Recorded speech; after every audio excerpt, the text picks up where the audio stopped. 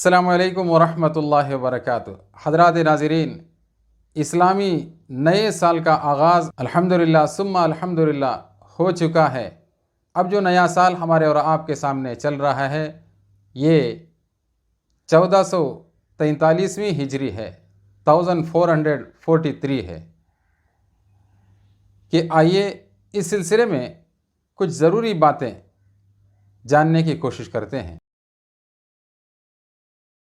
قرآن پاک کی ایک سورت ہے جس کا نام سورہ ہود ہے، سورہ نمبر 9 آیت نمبر 36۔ اس کے اندر اللہ تبارک و تعالیٰ یوں ارشاد فرماتے ہیں: ان عدت الشہور عند اللہ 12 شہرا فی کتاب اللہ یوم خلق السماوات والارض منها 4 حرم ذلك الدین القیم فلا تظلموا فیہن انفسکم صدق اللہ العظیم۔ بلا شبہ مہینوں کی تعداد، مہینوں کی گنتی اللہ تبارک و تعالیٰ کے نزدیک کل 12 ہے، فی کتاب اللہ، اللہ کی کتاب میں، جیسا کہ درج ہے۔ جس دن اللہ تبارک و تعالیٰ نے آسمان و زمین کو پیدا کیا، منہا 4 حرم، ان میں سے 4 مہینے احترام کے ہیں جس کو حرمت والے مہینے اللہ تبارک و تعالیٰ نے قرار دیے ہیں۔ 3 مہینے تو مسلسل ہیں، ذی القعدہ، ذی الحج اور محرم الحرام، اور 4تھا مہینہ درمیان میں آتا ہے، اس کو رجب کہتے ہیں۔ تو کچھ لوگوں کے ذہنوں کے اندر اس بات کا ایک وسوسہ ہوتا ہے، یہ اسلامی سال کا جو پہلا مہینہ ہے محرم الحرام، اس کو حرام کیوں بولتے ہیں؟ حرام کا معنی وہ نہیں ہے جو حلال کے مقابلے میں ہم استعمال کرتے ہیں، بلکہ حرام یہاں احترام کے، ریسپیکٹ کے معنی میں ہے۔ تو محرم الحرام یعنی وہ مہینہ جس کا خصوصاً ریسپیکٹ کیا گیا ہے، یہ مطلب ہے اس کا۔ تو اللہ تبارک و تعالیٰ نے خاص طریقے سے ان 4 مہینوں کا احترام کرنے کا قرآن پاک کے اندر حکم دیا ہے۔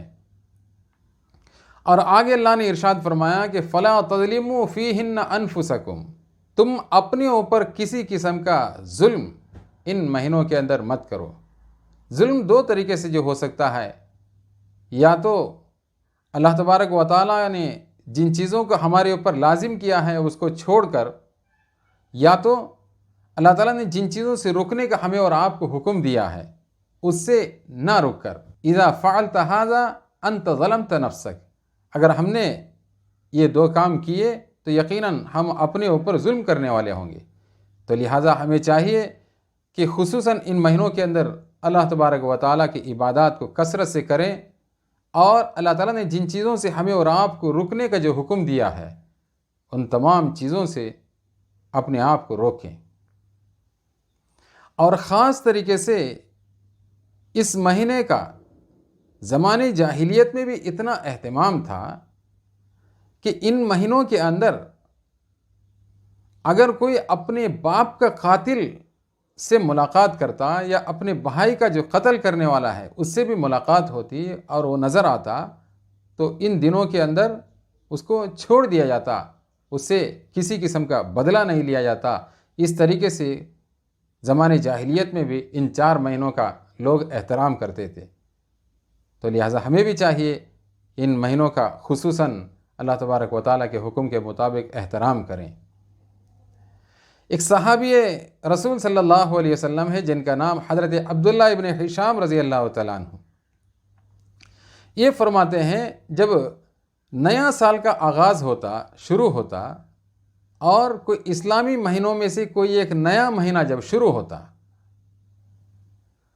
تو اللہ کے رسول صلی اللہ علیہ وسلم نے اس وقت کی جو دعا ہمیں سکھائی تھی تو ہمارے درمیان میں اس کا بڑا اہتمام تھا۔ یتعلمون هذا الدعاء كما يتعلمون القرآن، حضرت فرماتے ہیں کہ اس دعا کو ہم اس طریقے سے اہتمام کرتے تھے کہ جیسے قرآن پاک کی تعلیم کا ہمارے درمیان میں اہتمام تھا، ایسے اس دعا کا آپس میں مذاکرہ ہوتا تھا۔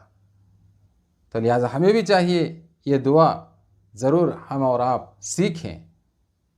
وہ دعا معجم طبرانی میں آئی ہوئی ہے: اللہم ادخلہ علینا بالامن والایمان والسلامت والاسلام ورضوان من الرحمن وجوار من الشیطان، کہ اللہ امن کے ساتھ، امان کے ساتھ، سلامتی کے ساتھ میں، اللہ تبارک و تعالیٰ کی رضامندی کے ساتھ اور شیطان سے ہر طرح سے حفاظت کے ساتھ اس نئے سال کے اندر، اس نئے مہینے کے اندر ہمیں داخلہ عنایت فرما۔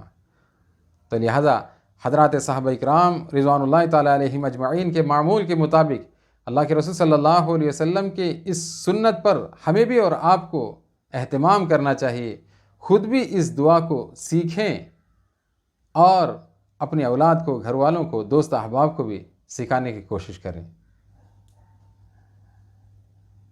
اور محرم الحرام کے شروع کے جو 10 دن ہیں، اس کے بارے میں قرآن پاک کی ایک سورت ہے، سورۃ الفجر۔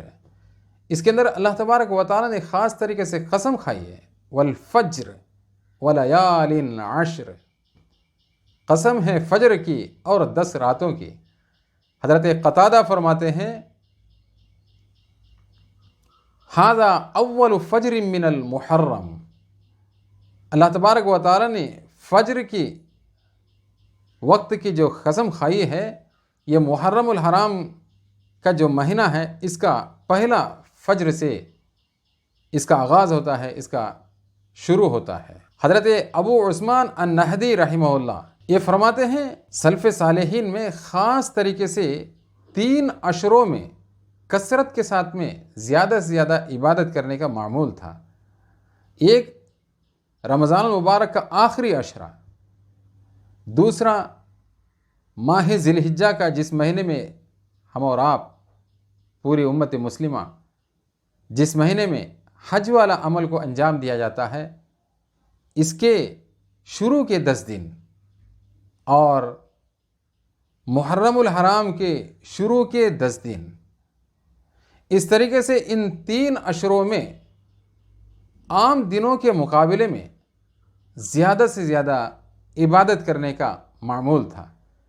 تو لہٰذا اگر اللہ تبارک و تعالیٰ نے ہمیں بھی اور آپ کو بھی توفیق دی ہے، ضرور کوشش کرنی چاہیے کہ ان 10 دنوں میں کثرت کے ساتھ نفلی روزہ رکھیں، قرآن کی تلاوت کریں، صدقہ اور خیرات کریں، ایک دوسرے کے ساتھ میں ہمدردی اور اخلاق کا برتاؤ کریں، اور اللہ تبارک و تعالیٰ کی کثرت کے ساتھ میں فرما برداری ہو، توبہ اور استغفار ہو، گناہوں سے جہاں تک ہو سکے اپنے آپ کو بچانے کی کوشش کریں۔